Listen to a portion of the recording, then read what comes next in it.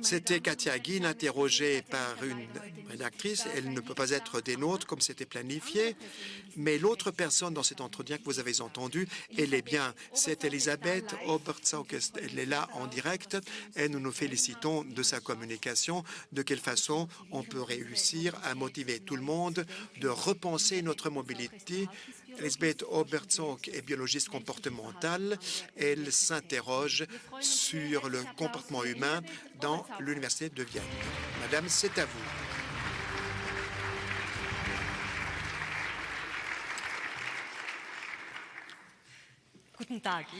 Bonjour, mesdames et messieurs. Je me félicite d'être des vôtres à l'heure actuelle. Merci, Katia, pour cette importante aguiche. Merci, Katia, que tu ne pouvais pas et que moi, que je pouvais et que je voulais pour discuter du changement de la mobilité en transport de personnes, quelques impulsions de ma part. J'ai choisi ce titre que le changement de la mobilité, c'est plus que l'innovation technologique. Je pense qu'une innovation ne peut faire bouger et parfois mousser les choses s'il est accepté par nous les humains, c'est les humains la mettent à contribution. Mais avant même que je commence véritablement, j'aimerais vous conduire vers un petit voyage. Donc, une semaine dans ma vie, pas tellement typique. Le 29 septembre, eh bien, j'ai donc coiffé mon chapeau de comédienne et j'ai fait donc la 100e émission que j'ai enregistrée à Graz.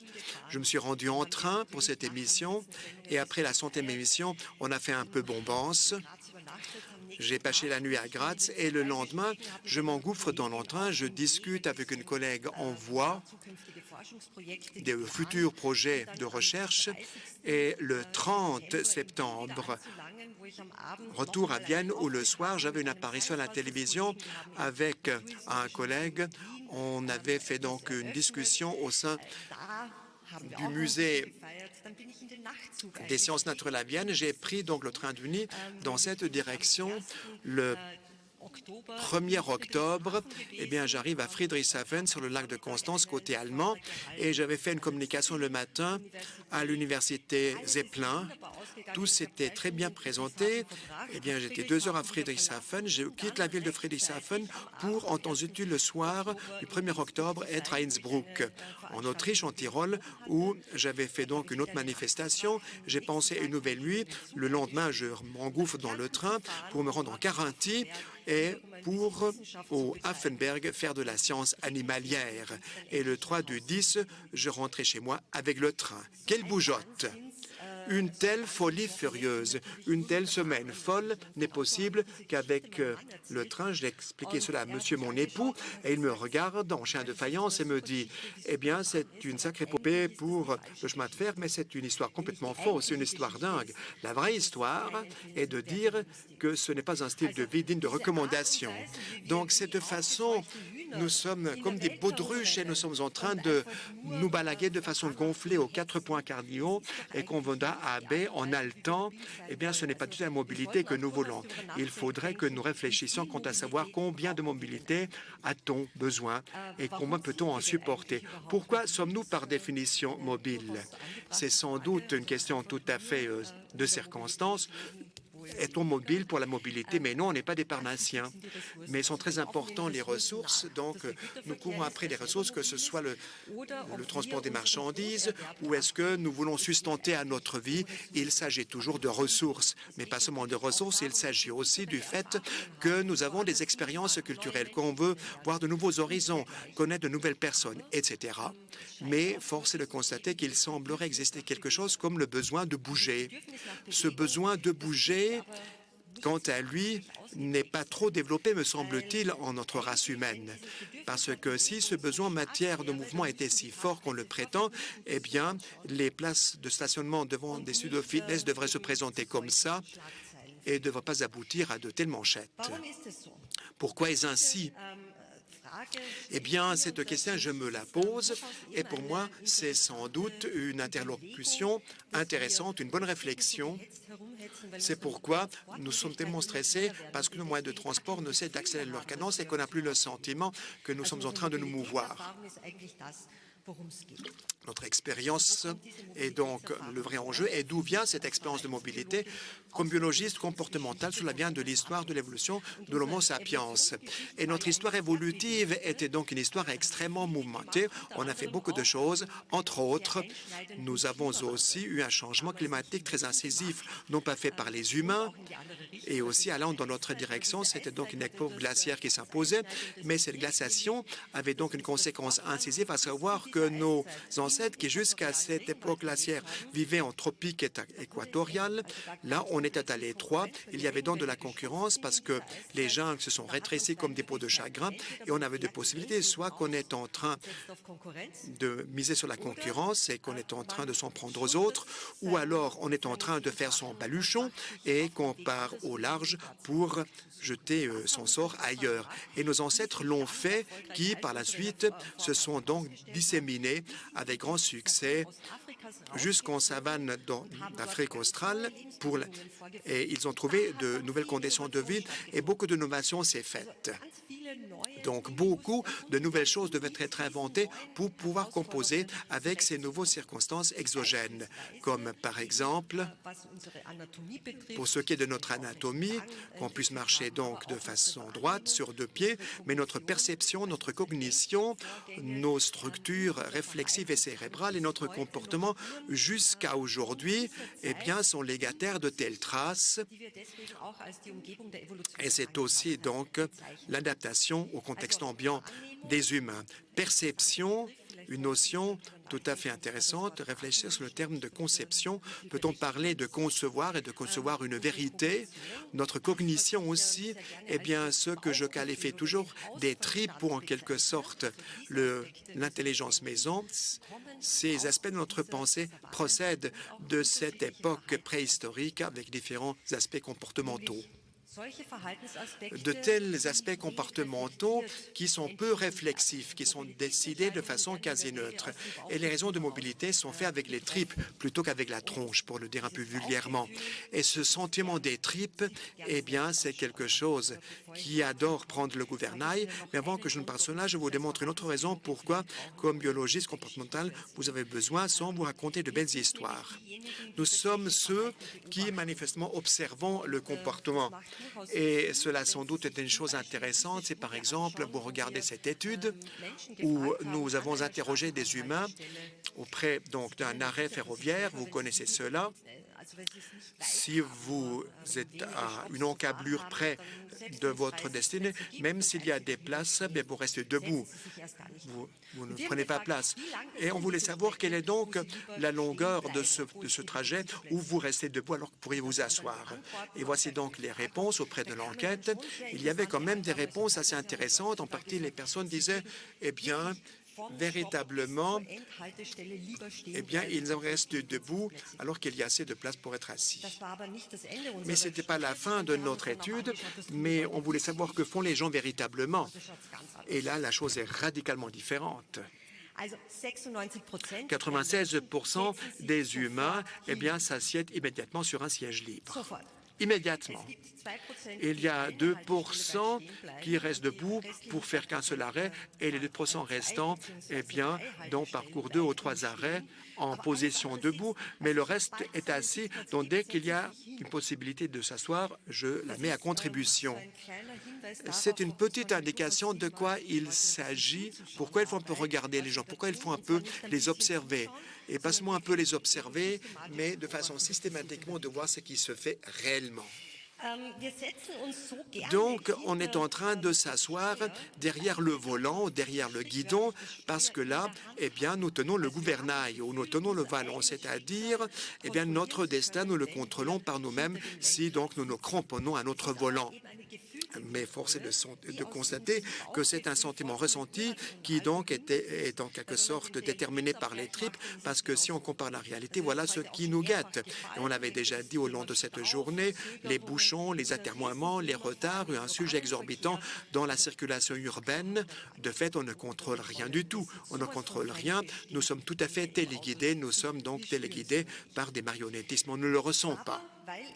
Mais étant donné que la décision de la mobilité prise par les tripes, il faut que nous abordons la chose de façon différente. Au début de tout voyage, il y a donc le chemin pédestre. On quitte notre lieu domiciliaire et on se rend à pied, et ce ne sont pas les 3 pas qui nous séparent donc de la voiture qui est parquée devant notre porte d'entrée. Et cette voie pédestre est tout à fait fabuleuse, peut faire beaucoup de choses. Il faudrait le prolonger. Il y a beaucoup d'éléments positifs, effets sur notre santé, effets sur notre sociabilité, effets aussi sur l'économicité. Davantage de personnes qui battent la campagne à pied, mieux va l'économie locale, à ne pas parler du climat, évidemment. Cette voie pédestre, toutefois, est une qui est beaucoup négligée à l'heure actuelle, étant donné tel que nous traitons avec l'espace public. La voie pédestre est en quelque sorte un enfant prodigue et pas prodige. Où a-t-on des infrastructures piétonnières? On n'en a pas. Pas du tout au plat pays. En milieu urbain, il y a quelques avantages, mais c'est tout à fait lacunaire. Et cette répartition des espaces détermine la répartition des rôles. Si je n'ai pas d'espace pour contrôler mon espace, je ne changerai rien. Par définition, nous pouvons dire que de nouvelles façons novatrice de concevoir notre traitement de l'espace est essentielle pour cette nécessité que nous puissions changer notre comportement de mobilité. Une épopée de succès de Vienne que vous connaissez peut-être, c'est l'avenue Maria Hilfer, qui donc était une rue d'emplette avec de beaux trottoirs, mais aussi avec beaucoup de circulation, a été réarticulée dans le cadre d'une zone de rencontre. C'était un grand barreau politique, aussi de l'économie et contre la métamorphose d'une avenue commerciale vers une zone de rencontre. Ce sera la fin du commerce, disaient les mercantiles. On va tous crever. Que s'était-il fait réellement? Ce que la science nous dit depuis des décennies, le contraire. Les chiffres d'affaires se multipliaient parce que les personnes qui sont à pied sont en train de flâner et font des emplettes. Redore le blason des commerçants. Ce modèle a été imposé contre une grande rédhibition politique avec un succès tel qu'à l'heure actuelle, tout le monde vante ce modèle. Pour en faire des émules, nous voulons avoir des zones de rencontre un peu partout. Parce que par ce biais-là, les modalités de mobilité se rencontrent de façon égalitaire. Si le chemin fait partie du voyage et pas seulement moyen d'aller de U à Dia ou de A à B, alors là, nous considérons la mobilité sous d'autres auspices, me semble-t-il. À titre général, il convient de dire, comme chaque voyage, comme chaque trajet, cela se compose de plusieurs composantes. Tout d'abord, il faut savoir vers quel horizon vais-je cingler. Par la suite, comment puis-je donc atteindre à cette structure portuaire? Quelle est donc ma meilleure voie? Et en troisième position, qu'est-ce que cela me coûte? Comment vais-je donc avoir le ticket? Voilà les tâches que je dois faire avant que je ne commence mon voyage. Si nous réfléchissons comment cela fonctionne avec la bagnole, alors d'abord, il faut prendre la voiture, on le met dans le navigateur et par la suite, on parle qu'on a tout liquidé. Loin s'en faut, ce n'est pas le cas du tout. Donc, si nous faisons un voyage public, alors on a besoin d'une planification, on a besoin d'un assistant personnel, une assistante, une secrétaire qui vous décharge d'où ce l'est. Voilà la meilleure voie, la plus belle, la plus agréable pour aller de U à Dia. Cette planification agréable de voyage, on en est encore à des lustres, ou du moins des lieux, car c'est en quelque sorte une chaîne recomposée, c'est-à-dire les différents prestataires de mobilité, manifestement arpentent leur précaré, pratiquant leur clochemerlisme, et ce clochemerlisme, le regrouper, c'est une histoire extrêmement complexe. Oui, ça et là, il y a des efforts de chapeauter tout cela, de le regrouper, de le repotasser, mais ce qui fait défaut, c'est surtout cette interface entre les TP allant jusqu'aux options de partage que l'on a. Ensuite, il faudrait que le tout transite par une seule et unique plateforme dans sa planification et dans sa commande aussi. Donc, je l'ai planifié par la suite. Il faut aussi que je mette le grappin sur mon ticket. À différents endroits, c'est une vraie science, c'est de recevoir ces tickets différenciés. J'ai pris 2 exemples. En Suisse, vous le connaissez avec l'abonnement général. Donc, comme en Autriche, vous êtes très fiers.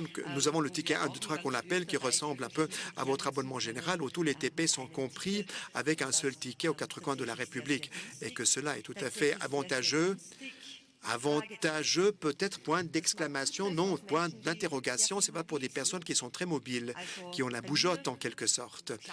Donc, chez moi, cela fonctionne un tant bien que mal, puisque j'ai besoin d'un ticket 1, 2, 3, style abonnement général suisse. Mais je bats beaucoup la campagne et il y a les autres usagers, ceux que nous devons gagner à notre cause.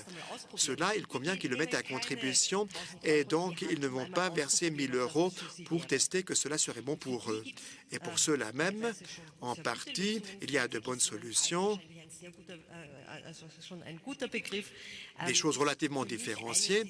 Donc, c'est un exemple de quelle façon on peut donc faire une billetterie en faveur des usagers pour le simplifier, pour l'homologuer et par ce biais-là, eh bien, manifestement, de réduire la barrière ou l'embûche de l'acquisition du ticket.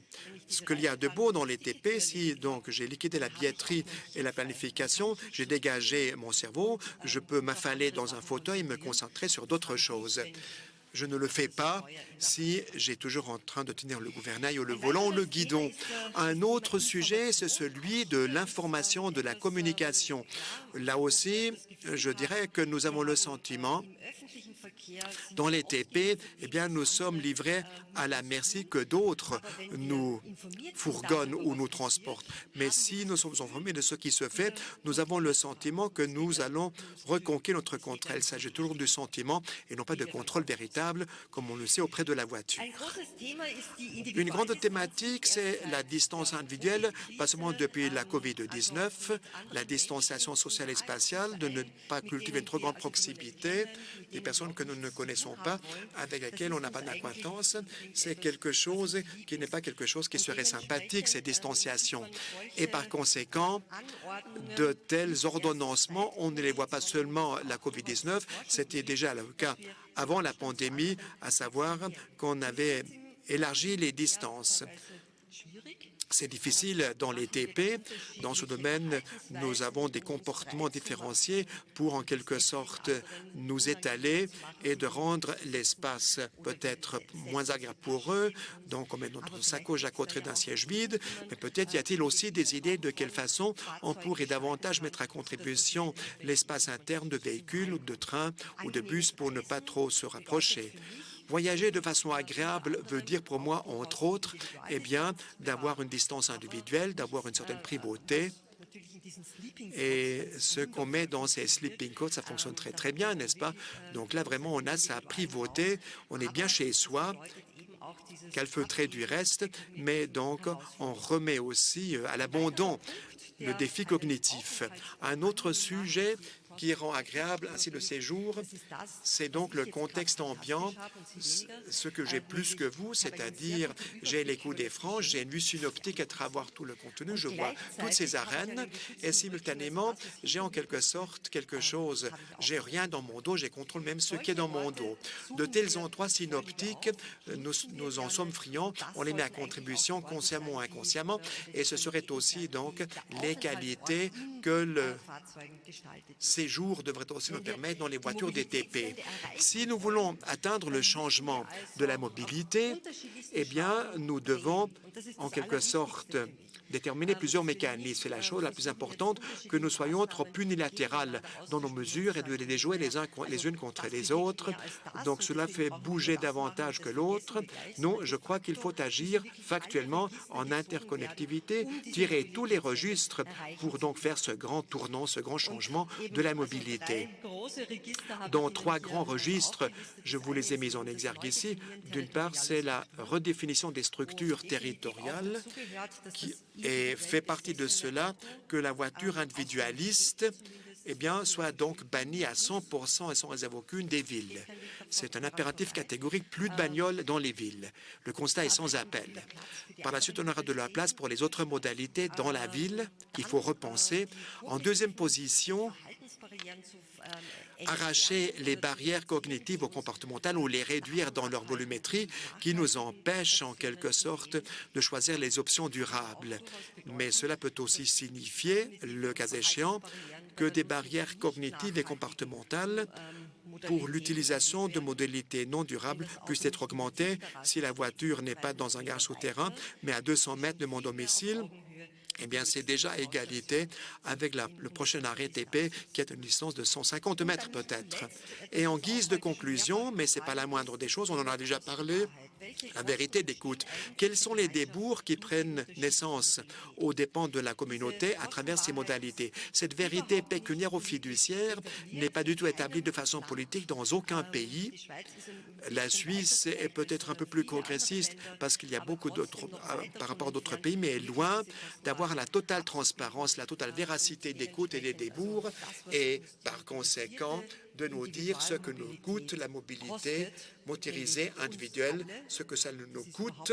Eh bien, ce n'est pas du tout transformé par rapport à ce que fait donc le kilométrage de la motorisation individuelle. Les yeux de la tête, en quelque sorte. Uniquement si on joue la carte de la transparence, sans gêne et sans retenue, nous réussirons à changer la mobilité. Et en guise de conclusion, la mobilité durable est tout sauf une renonciation. On parle toujours que ce serait une stratégie renonciatrice. Je renonce à ma voiture. Je renonce à rien du tout. Tributaire du fait que l'infrastructure est tellement auto-centrée, eh bien, nous renonçons à beaucoup de qualité de vie. Et en contrepartie, il faut dire qu'au fond, pour des choses, nous renonçons à certaines choses qui n'existent pas de fait. Donc, on parle de prestige. On aimerait avoir peut-être un avion privé et on compare avec la réalité qui est tout autre, hein. Mais les symboles de statut et de prestige, cela peut aussi être la durabilité, peut-être la mobilité durable. Je ne sais pas si vous connaissez Madame Ursina, c'est notre responsable du dicaster du Conseil exécutif de la ville de Vienne. Elle a dit ce qui suit. Tout un chacun n'est pas aussi privilégié à ce qu'il pourrait donc être bien accordé avec le TP. Tout le monde n'a pas ce privilège-là. Ça, c'est peut-être une tâche pour vous. Donc, ces dames, c'est donc donner un devoir que tout le monde soit mis à ce niveau, que c'est un privilège que d'être déterminant d'un bon TP. Par rapport à l'imposition CO2, ce bonus climatique qui s'oriente à la mobilité durable, et vous constatez ici une petite tache rouge, ce sont ceux qui reçoivent le moins de bonus, c'est donc la ville de Vienne, parce que la mobilité durable fonctionne, mais partout ailleurs, ce n'est pas le cas en Autriche. Ce symbole de statut, il convient de dire, tout le monde doit avoir ce raccordement OTP, accessible à tout le monde. Et oui, mesdames et messieurs, si nous sommes durables de façon mobile, eh bien, on s'offre cela. Ce n'est pas quelque chose où nous ferions une stratégie de renonciation, de récusation, de quoi que ce soit. Et si nous aurons donc compris cette vérité, si nous aurons traduit cela en des mentalités morales, eh bien, nous réussirons que ce pivot qui, à l'heure actuelle, détermine cette boule, eh bien, qui est en train de pivoter, eh bien, d'opter plutôt pour ce qui n'est pas durable, eh bien, qu'on la ferait pivoter de l'autre bout, que donc la boule va donc se déplacer vers la mobilité durable. Mais il faut beaucoup de mesures pour que nous ayons ce point de bascule. Merci beaucoup.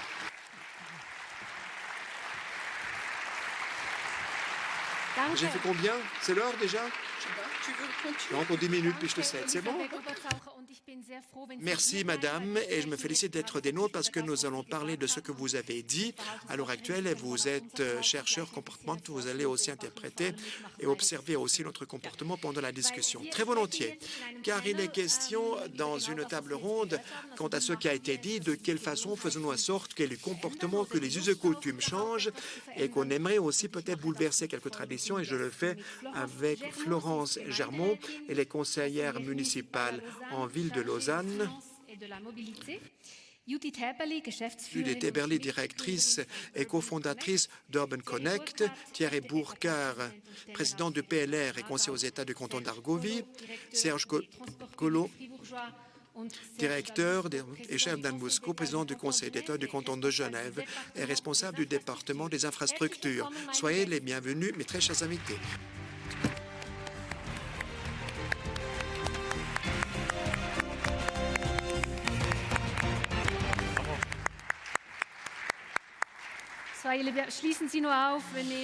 Installez-vous, mesdames et messieurs. Nous ne mordons personne, enfin, normalement. Tout d'abord, une petite indication d'actualité. Cet après-midi commence donc la session hivernale des souveraines chambres fédérales à Berne. Et Thierry Burkhardt, monsieur le sénateur, et comme président du PLR, doit montrer l'exemple et ne doit pas donc pugner. Donc, il faudra qu'il quitte le panel avant l'heure. Vous êtes excusé, monsieur le sénateur, mais puisque vous êtes là, monsieur le conseiller aux États, je commence avec vous. Vous êtes un libéral radical et les radicaux n'aiment pas trop si donc l'État prescrit aux gens ce qu'ils ont à faire et ce qu'ils doivent laisser. Mais force est de constater que si nous voulons atteindre une certaine modification, eh bien, y a-t-il des domaines où vous dites l'État se devrait en quelque sorte de frayer la voie à ce changement? Tout d'abord, la question est de savoir quels sont les changements que nous appelons de nos voeux. Voulons-nous les changements qui viennent d'être décrits? Est-ce que nous voulons la bonne mobilité qui se déroule sur le rail et la mauvaise est par définition routière? Je crois que c'est beaucoup trop manichéen. Ce n'est pas la conception de mobilité que nous poursuivons en Suisse depuis de nombreuses années d'ailleurs, et je crois qu'il n'en sera pas autrement à l'avenir. La conception que nous poursuivons, c'est donc une conception efficiente, bonne, une action de concertation où on se donne main dans la main et chaque prestataire de trafic a le rôle qu'il peut faire le mieux. Nous n'allons jamais pouvoir faire dérouler toutes les mobilités sur le rail, mais il faut constater qu'au sein du Parlement, nous faisons beaucoup pour le rail. Pas plus tard que ce matin, dans la commission préparatoire, j'ose le dire, sans vendre la mèche, eh bien, nous avons donc discuté de nouveaux subsides pour les TP en fonction de la COVID-19. Cet après-midi, aux États, cela sera sans doute accepté en assemblée plénière sénatoriale. Donc, cela se fait, mais je crois qu'il faut bien concerter les choses les unes avec les autres. C'est mon message. Encore un autre message, je pense que les humains dans notre pays sont d'accord d'apprendre, parfois de sauter le pas, ils sont ouverts à des offres attrayantes. Et peut-être sont-ils un peu moins ouverts à des programmes de rééducation. Donc, si les TP ont de bonnes offres, et là, en Suisse, nous sommes exemplaires en la matière, on est à un bon niveau, c'est attrayant, et c'est ainsi les personnes choisissent le multimodal comme ils le veulent en combinaison. Mais ce n'est pas seulement la question de savoir s'il y a la route et le rail, mais qu'est-ce qui se fait entre les deux? De quelle façon je me rends de U à Dia pour mon poste de travail? Il y a pléthore de possibilités. Donc, à quel point l'État doit-il aussi, en quelque sorte, déterminer ces petites ramifications de toute la stratégie? C'est précisément comme je vois les choses, madame, figurez-vous.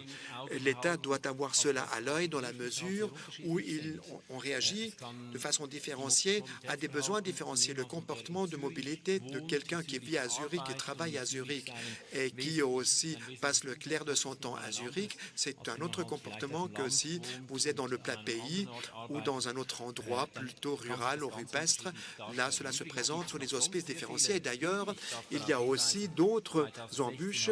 Je vous rappelle, en 2016, j'ai fait une intervention, une initiative parlementaire en faveur de la réduction des entraves et des barrières au détriment du télétravail. Vous étiez un prophète dans votre village. On pouvait le croire, oui, mais je n'étais pas prophète. C'était précisément pas seulement, mais entre autres, pour des raisons de mobilité que j'avais procédé à l'intervention, mais j'étais combattu par les syndicats.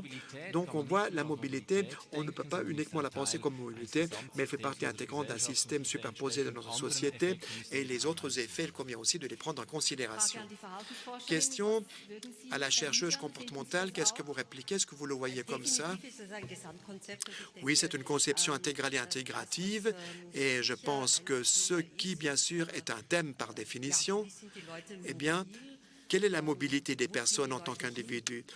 Vers quel horizon les gens tendent-ils? Où travaillent-ils? Où habitent-ils? Et ça, c'est une conscience qui est mal déterminée en Autriche. Nous avons ce qu'on appelle un forfait de pendulaire, c'est-à-dire que pour le trajet de travail que vous parcourez, vous avez donc une compensation, une espèce de rétribution, de compensation. Au fond, c'est une chose qui promeut la mobilité plutôt que de faire le contraire. Donc, au fond, il faudrait statuer des mesures mesures pour réduire le besoin en matière de fausse mobilité, ce qui serait un système incitatif d'habiter où je travaille, où je passe le clair de mon temps et de mes activités, et non pas que je vis à l'autre bout de la Suisse pour être tous les jours pendulaire entre Rorschach et Genève, ou 2 jours par semaine, parce que pour les jours restants, je fais du télétravail, mais toujours je travaille à la Suisse 3 fois par semaine. De tels thèmes sont aussi des points de discussion et il faut que je vous contredise. Vous pouvez me contredire, mais votre position est aussi intéressante. Donc, je ne le dirai pas de façon aussi extrémiste que vous l'avez fait, parce qu'il y a beaucoup de mobilité durable qui se déroule aussi sur la route. Là, je ne dis pas le contraire. Mais la motorisation individuelle, quant à elle, j'aimerais donc vraiment la récuser.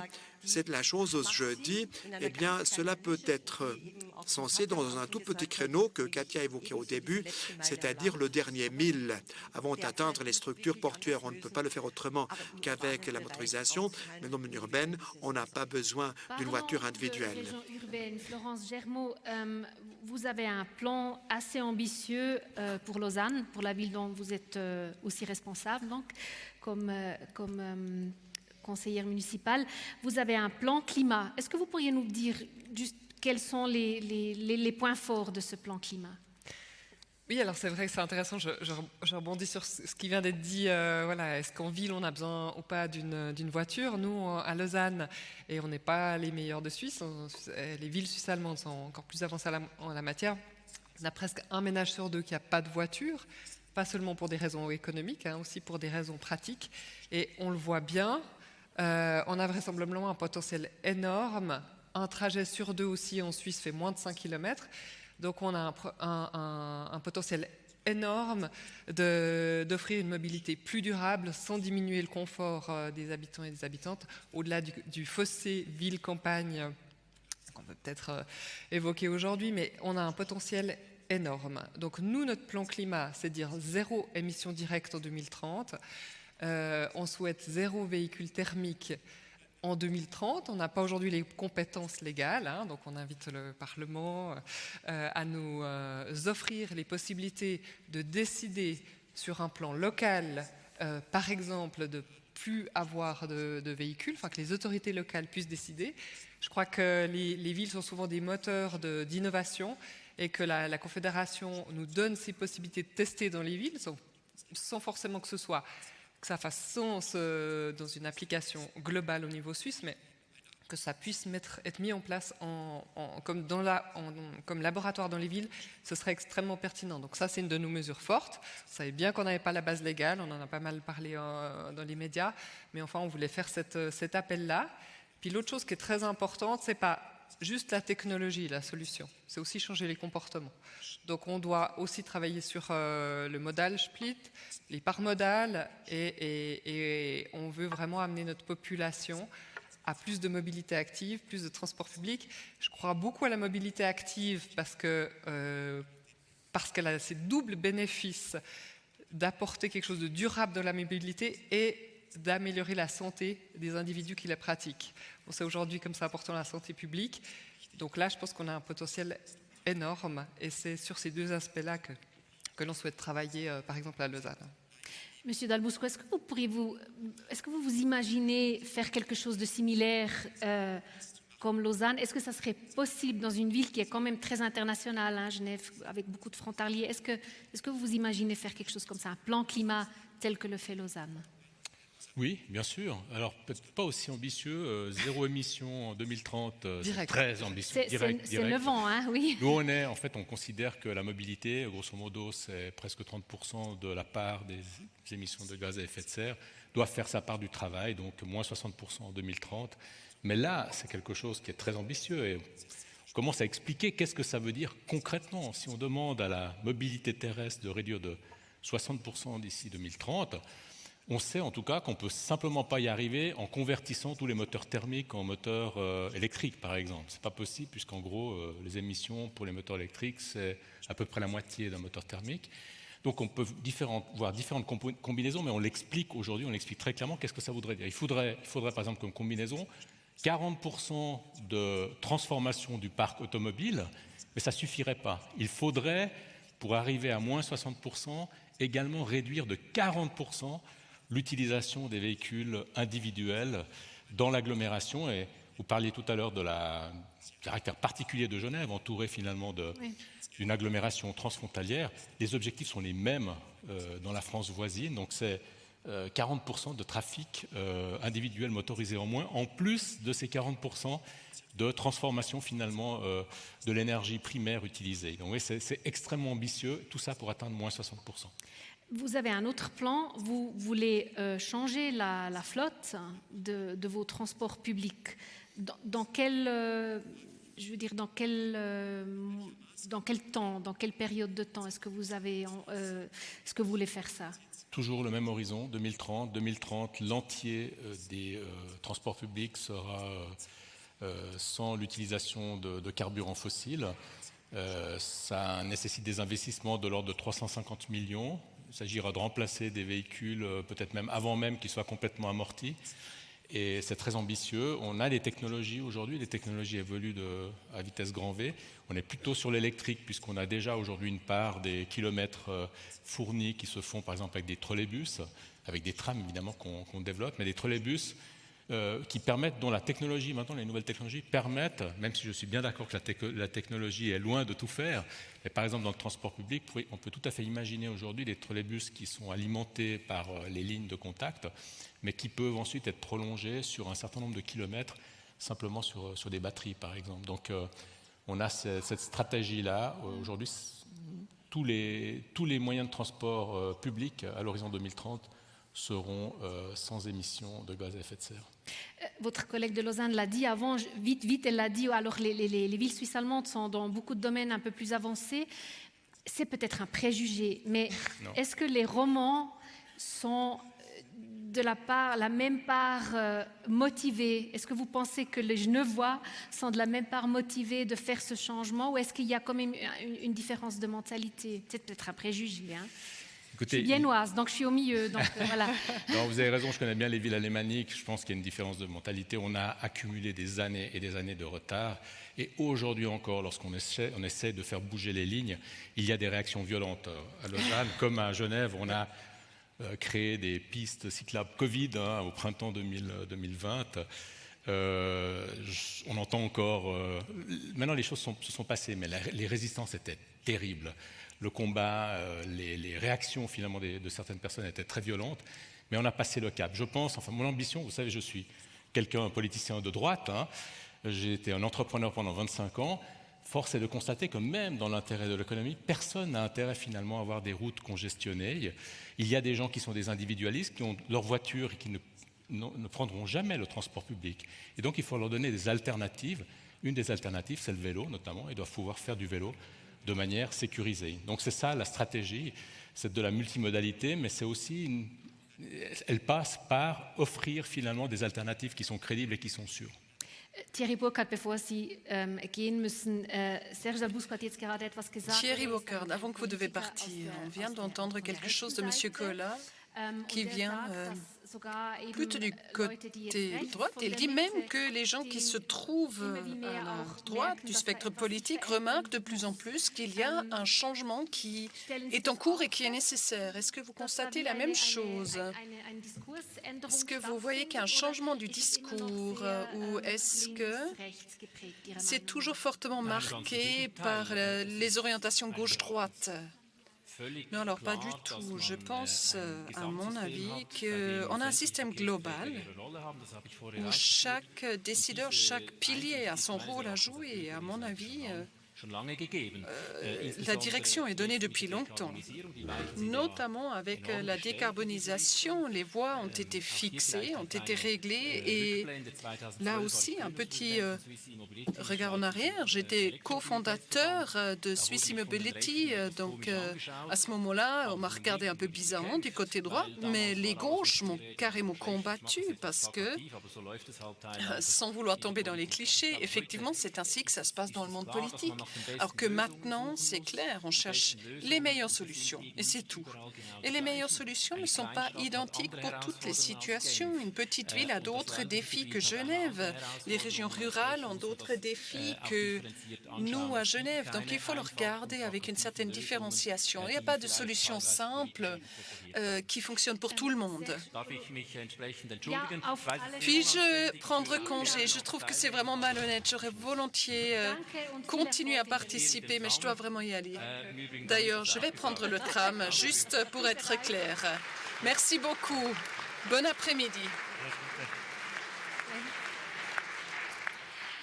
Serge Collot, Thierry Burkhardt vient de le dire, hein, il y a différentes régions. Voilà, il y a les centres urbains, il y a les régions plutôt de campagne. Donc, vous êtes directeur des transports publics fribourgeois. Vous avez en fait les deux choses. Hein. Vous avez donc la ville et vous avez aussi l'agglomération, ce qui est un peu plus campagne. Est-ce que ce fait rend la tâche plus difficile? Alors la multiplicité, elle est forcément un petit peu plus complexe à gérer. Les TPF sont une entreprise multimodale parce qu'on exploite train, voie normale, train, voie métrique, funiculaire même, je dirais, champion du monde en termes de durabilité, puisqu'on utilise les eaux usées de la ville de Fribourg pour pouvoir monter ou descendre les voyageurs. Je ne crois pas que, j'ai pas connaissance d'un autre système de transport aussi durable que celui-ci. Et puis on développe dans le centre urbain des trolleybus à batterie qui roulent aujourd'hui sous une portion de ligne qui est inférieure à 50% du trajet. Donc normalement le trolleybus il a des lignes électriques, comme l'a dit le président du gouvernement genevois tout à l'heure.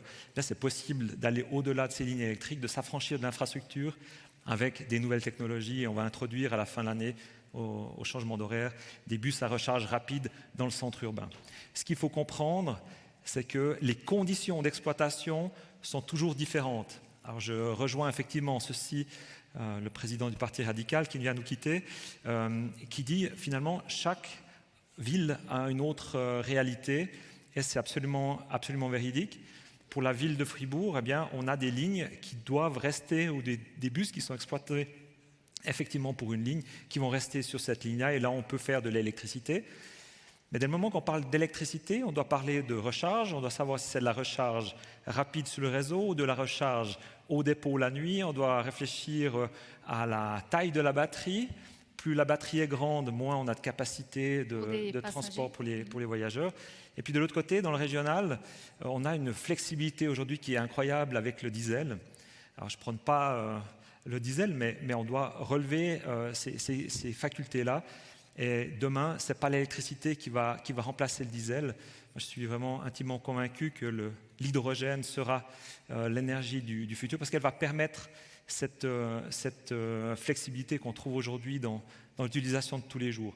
Après, il faut savoir est-ce qu'une batterie avec une augmentation de l'autonomie par une pile à combustible, c'est considéré comme l'électrique ou de l'hydrogène. Voilà, le débat est un petit peu là, mais on a énormément de développements qui sont en cours, aussi avec la Haute École de Fribourg, d'ailleurs avec une mesure du soutien 2050 de la Confédération via l'Office fédéral des transports pour développer une recherche sur le moteur à explosion à hydrogène. Donc, on a une palette de solutions et je pense qu'on va devoir vivre ces prochaines années avec une palette de solutions également. Une palette de solutions. Judith Eberli, Stichwort für Sie. Sie haben die Firma Judith Eberli, c'est un mot-clé pour vous. Vous avez créé l'entreprise Urban Connect et vous proposez un paquet all-inclusive pour des entreprises, pour les collaborateurs. Donc, différents types de déplacements dans le contexte professionnel. Pourriez-vous nous en parler en 2 ou 3 mots si je n'ai pas déjà anticipé? Oui, vous l'avez parfaitement bien décrit. Nous proposons une plateforme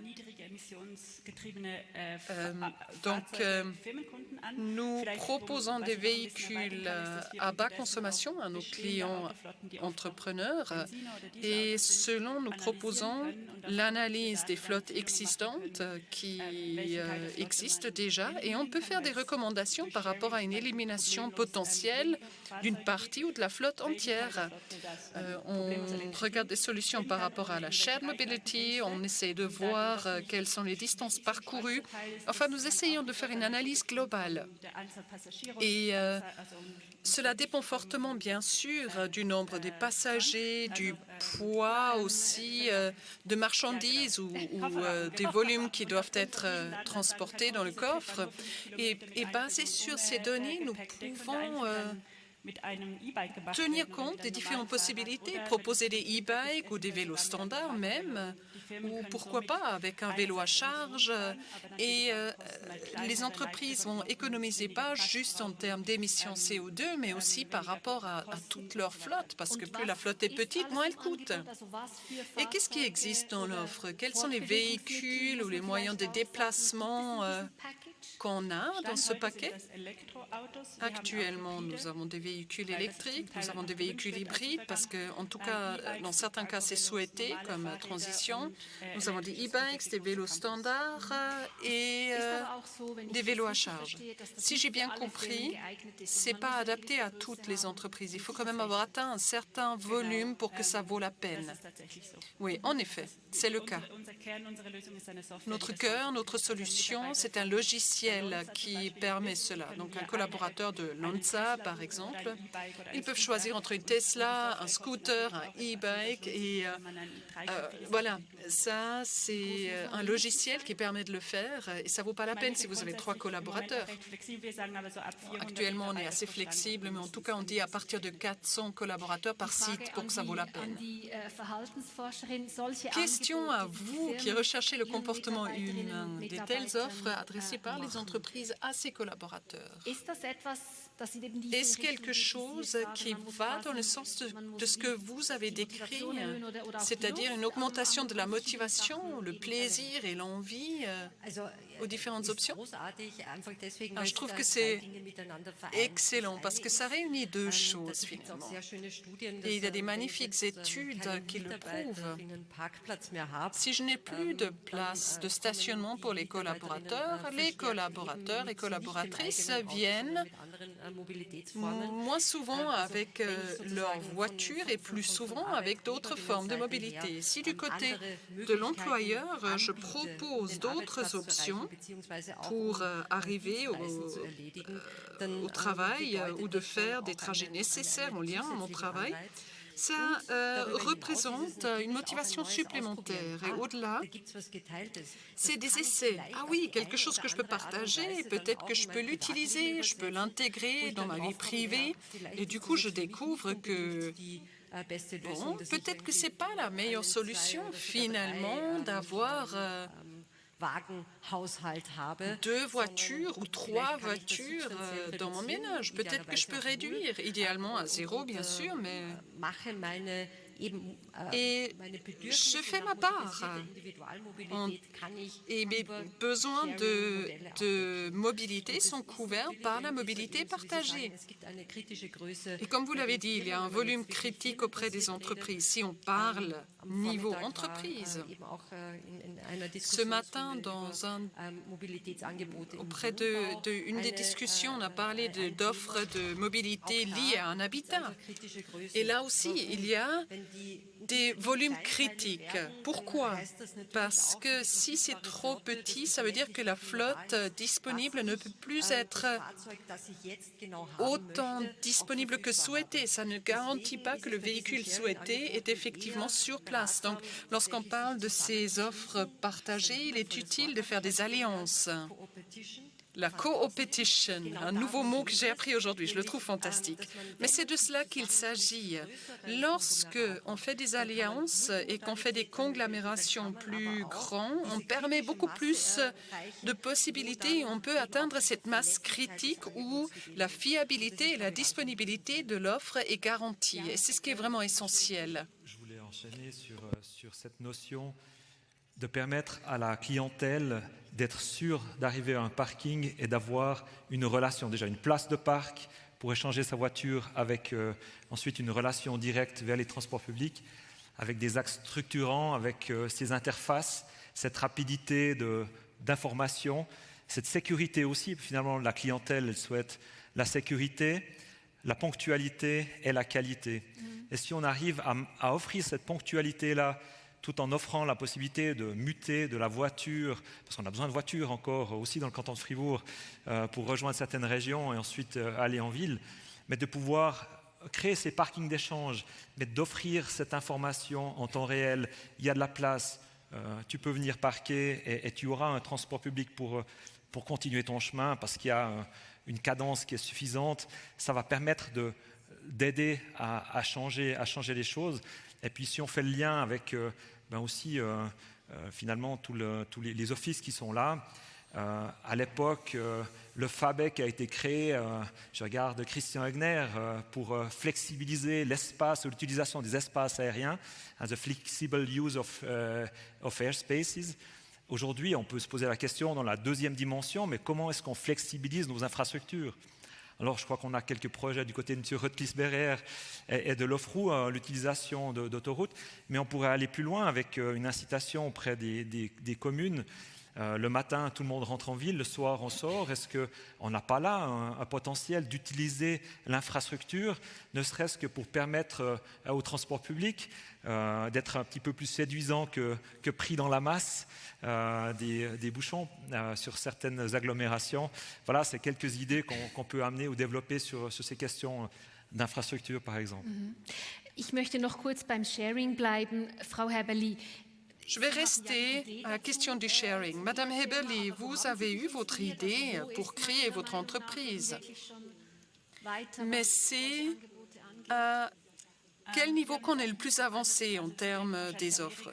Je pense que vous imaginez les États-Unis ou le fait qu'on s'est inspiré. Mais en fait, l'idée vient de Zurich.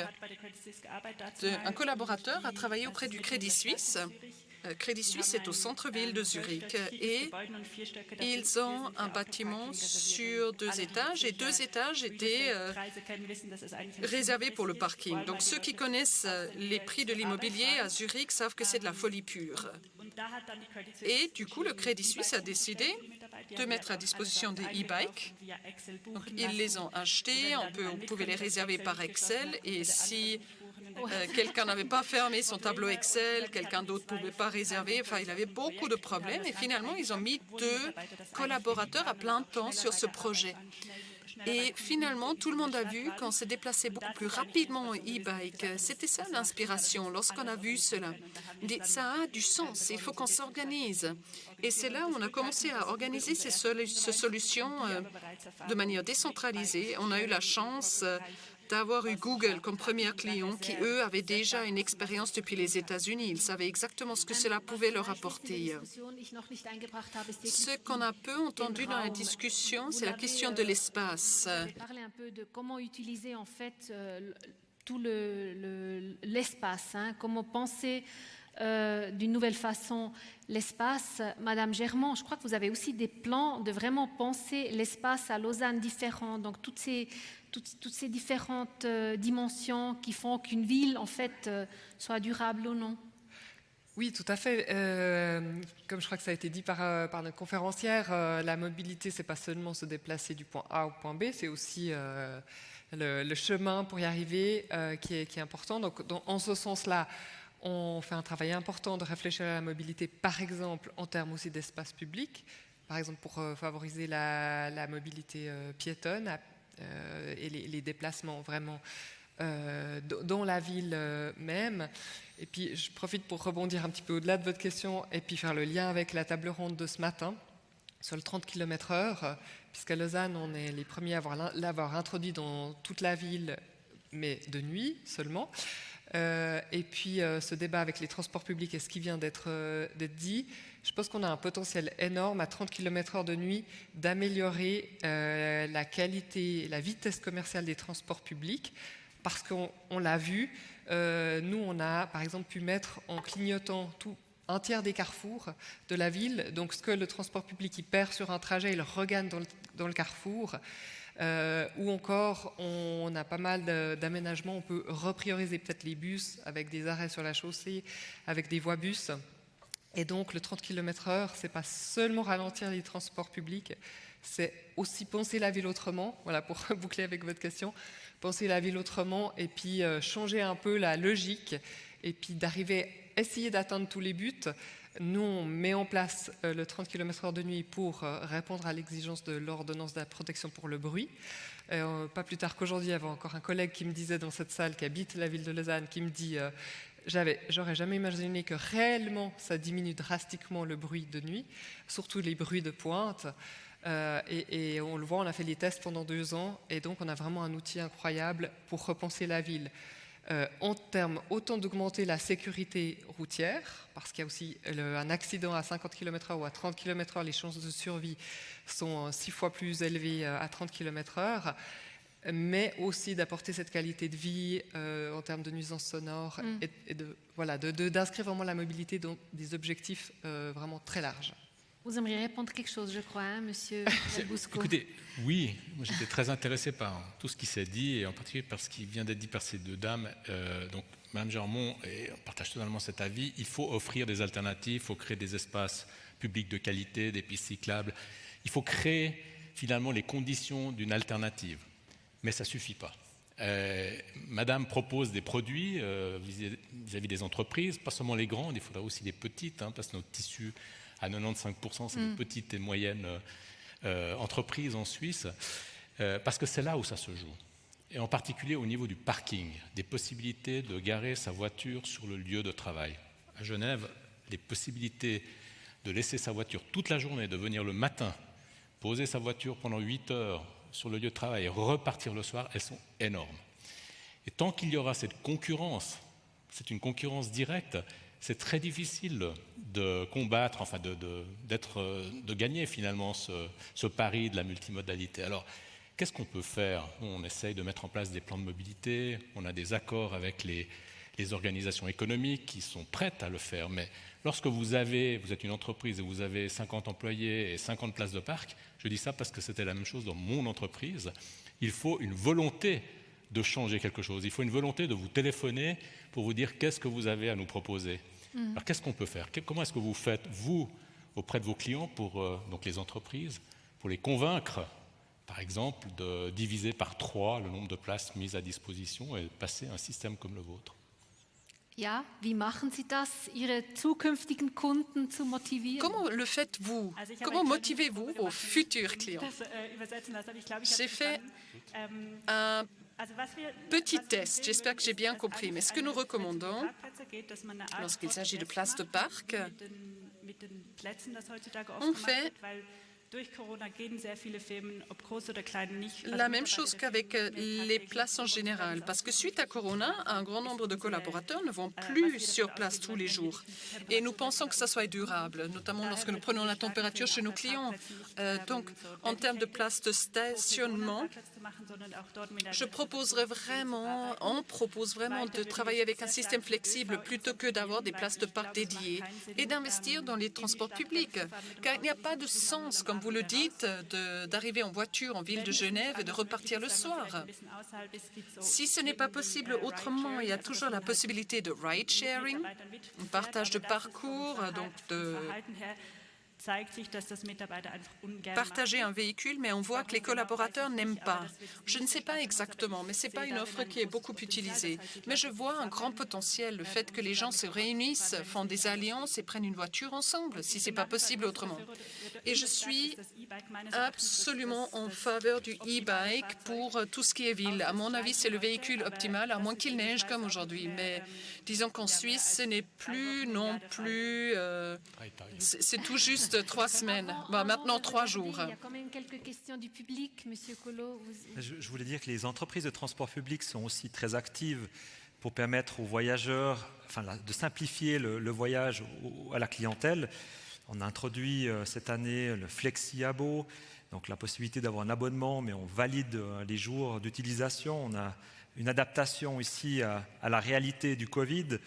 On a du job abo avec un montant qui est payé par la communauté tarifaire, respectivement par l'employeur, pour faciliter les plans mobilité d'entreprise.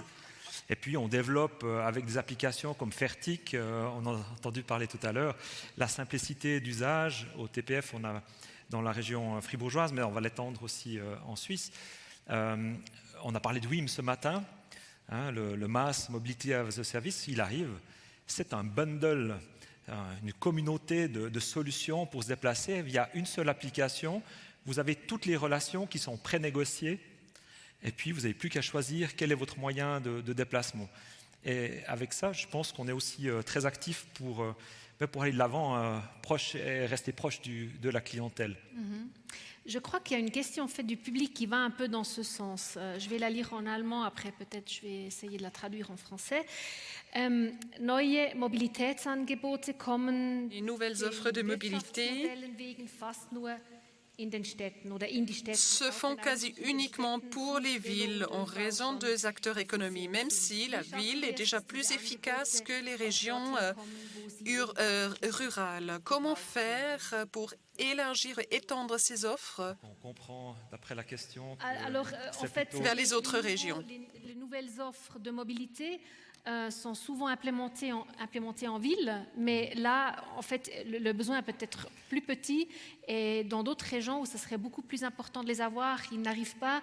Comment on fait pour avoir ces offres aussi là où vraiment il y a encore une nécessité, un Nachholbedarf, vraiment que ce ne soit pas encore... C'est très compliqué. En principe, c'est beaucoup plus facile de développer du transport public là où on a beaucoup d'agents qui habitent, puisqu'on a tout de suite un facteur d'utilisation et un taux de couverture qui est suffisant. Là où on a des petits villages, c'est beaucoup plus compliqué.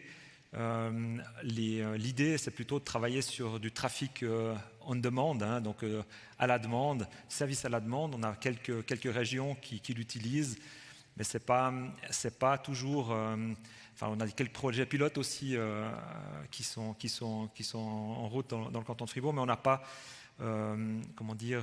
la meilleure réponse à cette demande. On ne peut pas non plus attendre des transports publics une solution sur mesure avec du transport public.